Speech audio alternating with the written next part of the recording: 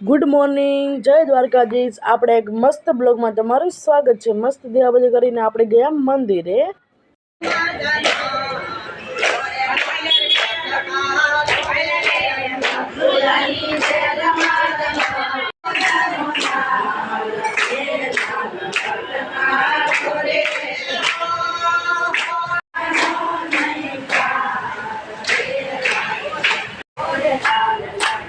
પછી આપણે મંદિરેથી ઘરે આવીને જો આપણે નાસ્તો કરી લીધો, કારણ કે બળચોથ આજે મારે પહેલું વ્રત હતું, એટલે જો આપણે કેળા, દૂધ ને ખાંડ મિક્સ કરીને આપણે ખાઈ લીધું, કારણ કે આપણે પહેલી વખત બળચોથ રહી હતી આપણે એમાં, કારણ કે બાફેલું વસ્તુ એવું કાંઈ ખવાય નહીં, ફ્રૂટ ખવાય, કપાય પણ નહીં એવું હોય।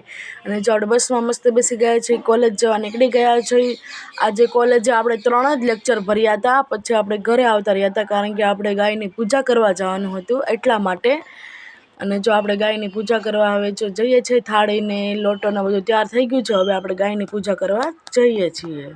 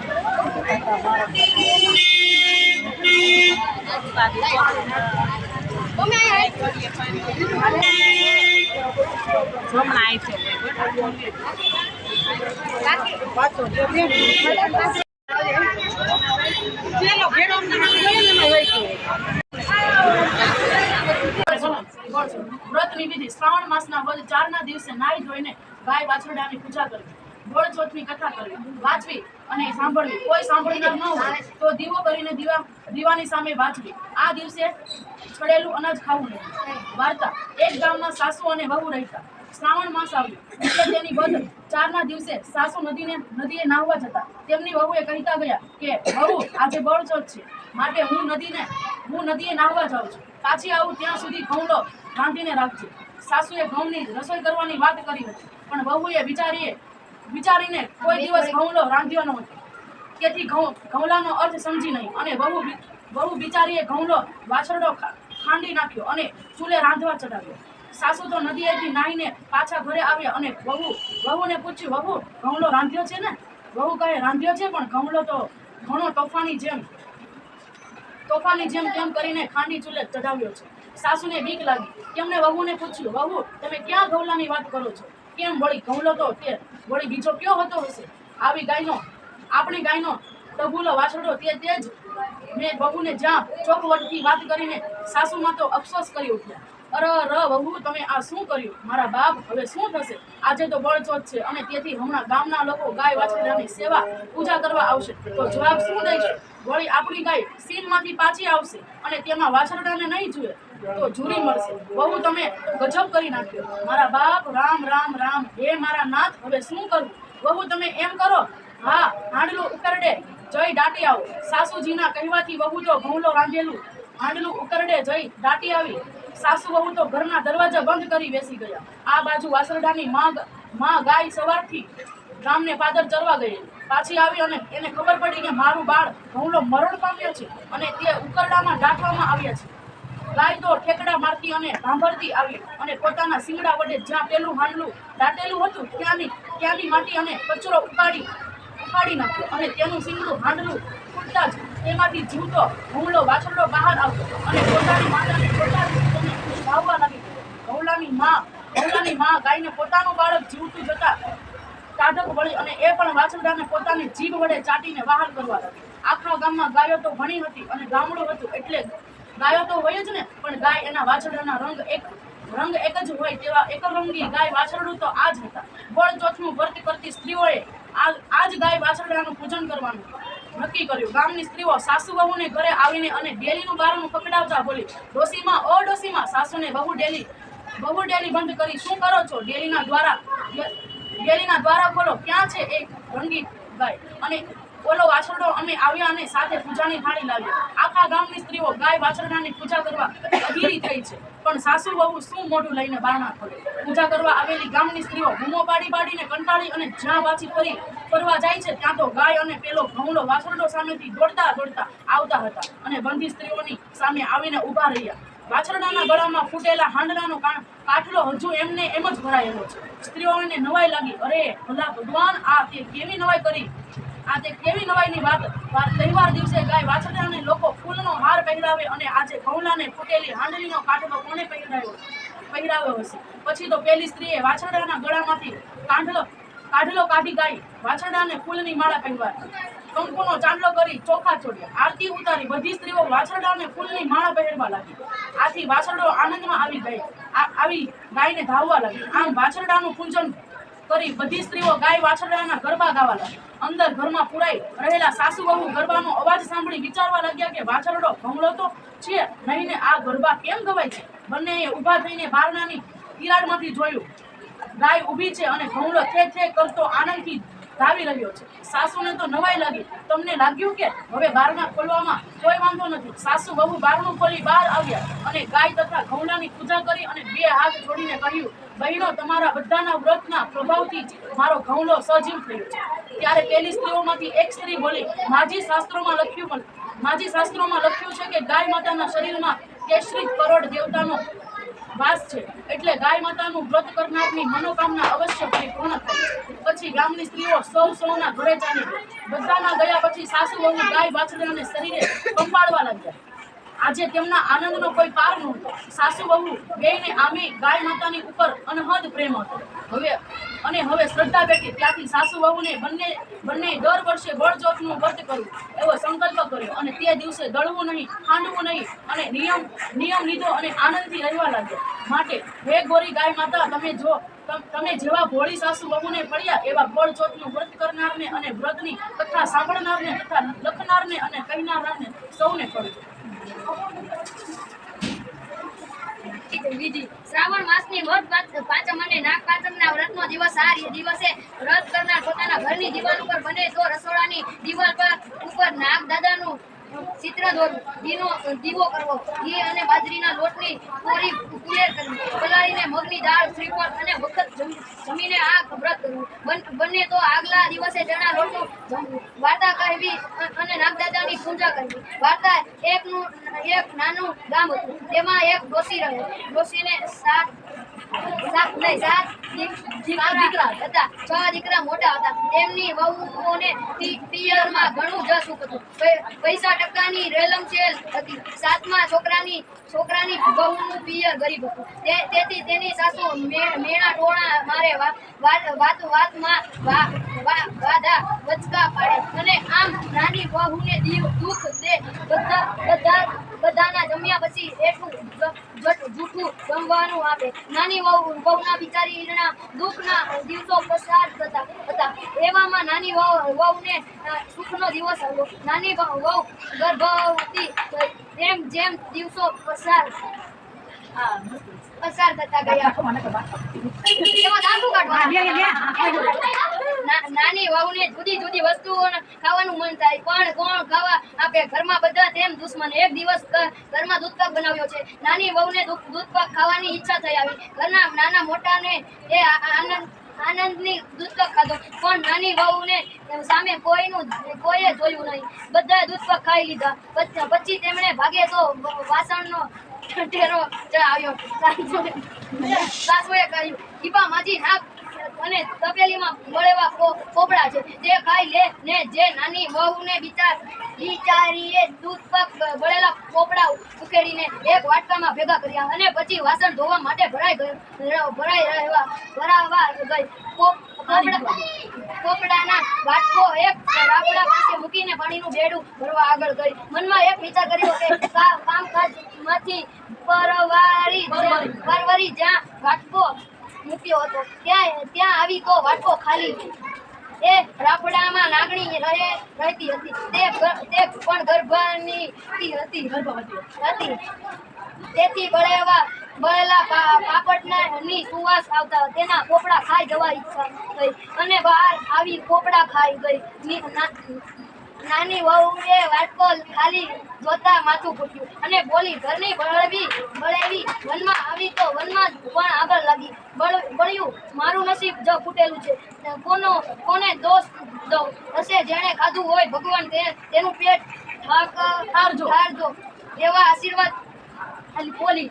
રાફડામાં રહેલી નાગણી નાની વહુના આશીર્વાદ સંભળાવવા ખુશ હતી. બહાર આવી અને બોલી, બહેન તારા બળેવા પોપડા હું ખાઈ ગઈ છું, પણ એ તો કહે તારે એવી શું વખા પડી કે અહીંયા આવીને ખાવા પડ્યા? નાની વહુએ રડતા નાગણીને પોતાના દુઃખની બધી વાત કરી. નાની વહુએ દુઃખ ભરી વાત સાંભળી નાગણીને તેના ઉપર દયા આવી અને તેને કહ્યું કે દીકરી તું રડીશ નહીં. આજની હું તારી માં આજની મને તારી માં ગણજે મનમાં જરાય દુઃખ લાવીશ નહીં. તારો ખોળ ભરવા અમે બે આવીશું. તું તારે ખોળ ભરવાના દિવસે કંકોત્રી મોકલાવજે. નાગણીની વાત સાંભળીને નાની વહુના આનંદનો પાર ન રહ્યો. દિવસો પરવા થયા લાગ્યા. પછી તો ખોળો ભરવાનો દિવસ આવ્યો. નાની વહુએ પોતાની સાસુને ઘણા ગાલા કરીને સાસુ પાસે કંકોત્રી લખાવી અને તે કંકોત્રી લઈ મનમાં હરખાથી રાપડા ઉપર મૂકી. જાઉં છું, મારી આબરૂ રાખજે એમ કહીને નાની વહુ તો પાછી પોતાના ઘરે ગઈ છે. ખોળે ભરવાનું મુહૂર્ત આવ્યું ત્યાં મુહૂર્ત ત્યાં તો નાગણી વાજતે ગાજ વહુ ઘેર આવ્યા છે. આખા ગામમાં વાત ફેલાઈ ગઈ કે નાની વહુના પિયરીના તો બહુ પૈસાવાળા છે. કેટલું બધું લઈને ખોળો ભરવા આવ્યા છે. ખોળો ભરવાની વિધિ પૂરી થયા પછી તો સાસુને કહીને નાગણી નાની વહુને એમને ઘેર લઈ ગયા. સમય થતા નાની વહુને દેવને ચકર જેવા પુત્ર જન્મ થયો. દીકરો તો રાજે વધે છે, તેનાથી વધારે દહાડે વધે છે. એમ નાની વહુની સાથે નાગણી વિહાજ છે અને તેના બચ્ચા મોટા થાય છે. દરરોજ દૂધ ગરમ કરી પછી બાજુમાં ઘંટડી મૂકે છે અને નાની વહુને લાગણી કહે છે કે અમે ચારો ચરવા જોઈએ. દૂધ ઠંડુ થાય એટલે આ ઘંટી વગાડજે. ઘંટીનો અવાજ સાંભળી તારા ભાઈ નાગના બચ્ચા દૂધ પીવા આવશે. આમ દરરોજ નાની વહુ ઘંટડી વગાડે છે અને નાગણીના બચ્ચા દૂધ પીવે છે. એક દિવસ નાગણી ચારો ચરવા ગયા હોય છે. દૂધ હજી ગરમ છે. નાની વહુ કંઈક કામમાં હોય છે અને નાની વહુનો દીકરો ભાકોડીએ ચાલતા શીખો ગયો છે. તે ભાકોડીએ ચાલતા પેરેલી ઘંટડી પાસે રમકડું સમજીને જાય છે અને તેના હાથે ઘંટડી નાગે છે. તેથી નાગણીની બચ્ચા વાસણમાં મોઢું નાખે છે તો દાજી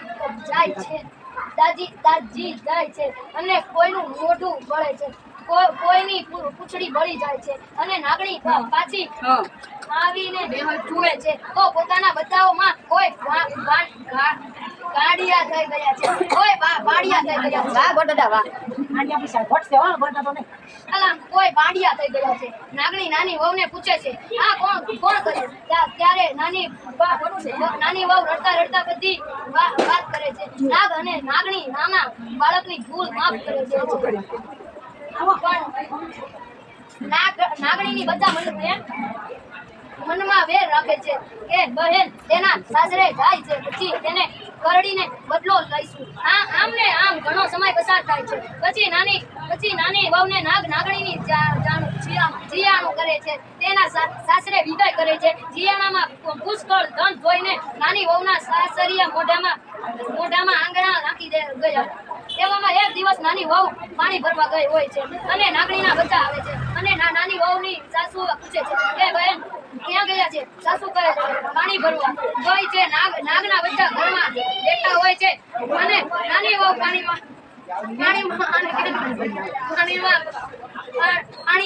પાણી ભરીને આવે છે અને પાણીયારામાં તે બચ્ચા સંતાઈને બેસે છે અને તેઓ વિચારે છે કે બહેન પાણીયારામાં બેડું મૂકવું આવત એટલે આપણે તેને દંશ કરી દઈ દેશું. નાની વહુ પાણીયારામાં બેડું મૂકવા જાય છે.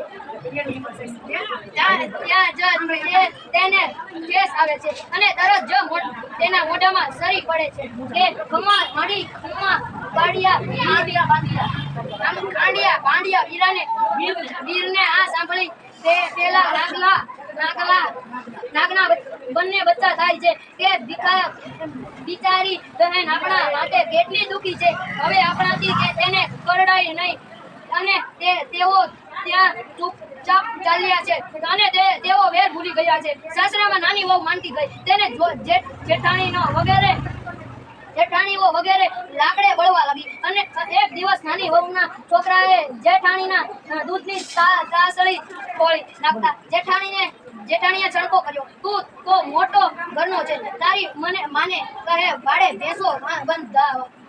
નાની વહુ રડતી રાફડા પાસે ગઈ. નાગણને મેણાની વાત કરી તો નાગણી બીજા જ દિવસે 140 દૂધની ભેંસ મોકલી. શ્યામાએ જરાકે રોષ રાખ્યા વગર અધી ભેંસો જેઠાણીઓને આપી દીધી. તેના હૃદયની વિશાળતા જોઈ જેઠાણીઓના હૃદય પલટાઈ ગયા અને નાની વહુ ઘરમાં સૌની માનીતી બની ગઈ.